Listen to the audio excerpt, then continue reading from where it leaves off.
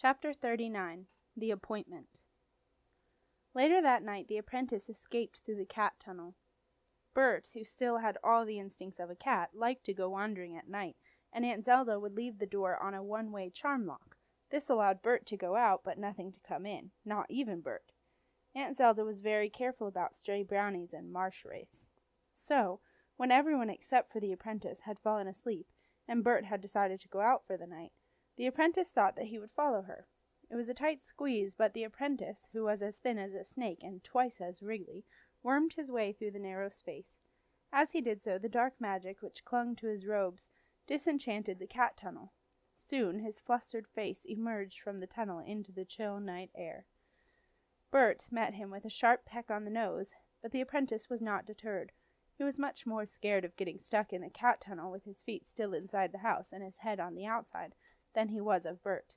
He had a feeling that no one would be in much of a hurry to pull him out if he did get stuck, so he ignored the angry duck and with a huge effort wriggled free. The apprentice made straight for the landing stage, closely pursued by Bert, who tried to grab his collar again, but this time the apprentice was ready for her. Angrily he swatted her away, sending her crashing to the ground and badly bruising a wing. The Magog was lying full length in the canoe, sleeping while it digested all 56 shield bugs. The apprentice warily stepped over it. To his relief, the creature did not stir. Digestion was something a Magog took very seriously. The smell of Magog slime caught in the back of the apprentice's throat, but he picked up the slime-covered paddle and was soon away down the motte, heading out toward the maze of winding channels that crisscrossed the Moran marshes and would take him to the Deppen ditch. As he left the cottage behind and traveled into the wide moonlit expanse of the marshes, the apprentice began to feel a little uneasy. With the Magog sleeping, the apprentice felt horribly unprotected, and he remembered all the terrifying stories he had heard about the marshes at night. He paddled the canoe as quietly as he was able to, afraid of disturbing something that may not want to be disturbed, or even worse, something that might be waiting to be disturbed. All around him he could hear the nighttime noises of the marsh. He heard the muffled underground shrieking of a pack of brownies as they pulled an unsuspecting marsh cat down into the quake ooze.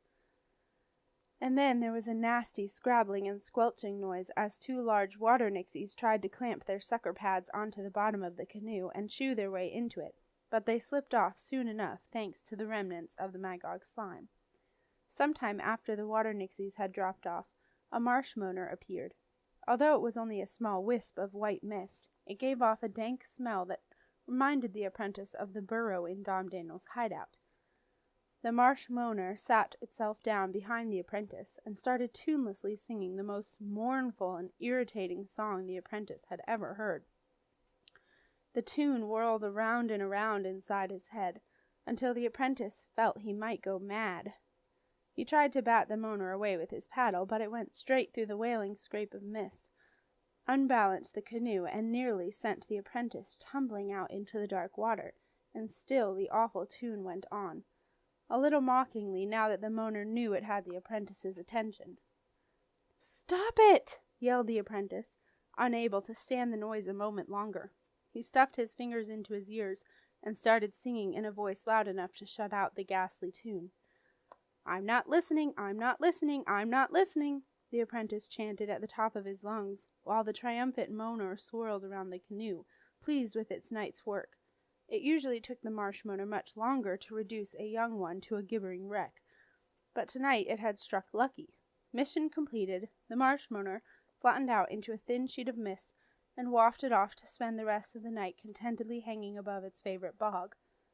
The apprentice paddled doggedly on, no longer caring about the succession of marsh wraiths, boggle-bugs, and a very tempting array of marsh fire that danced about his canoe for hours. By then, the apprentice did not mind what anything did, as long as it didn't sing. As the sun rose over the far reaches of the Moran marshes, the apprentice realized he had become hopelessly lost. He was in the middle of a featureless expanse of marshland that all looked the same to him.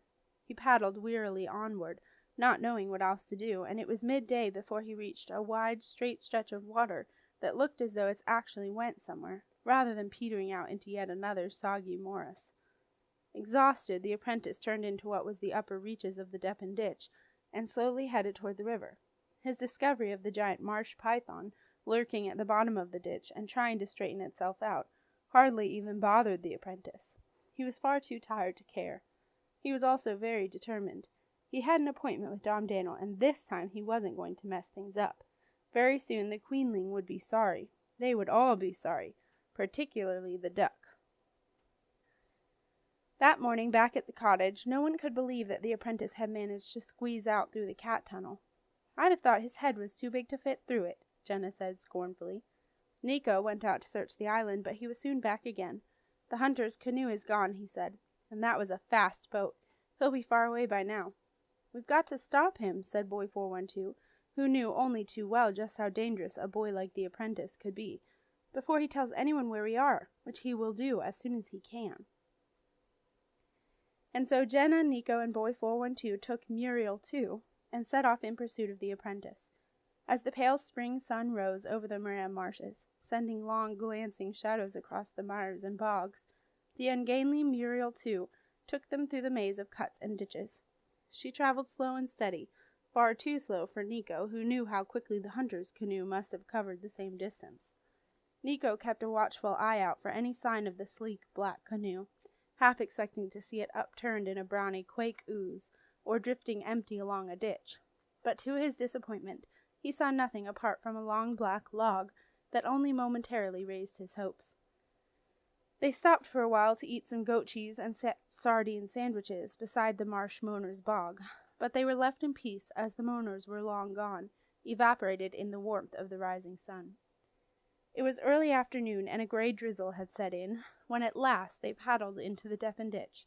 The marsh python lay dozing in the mud, half covered with the sluggish water of the recently turned incoming tide.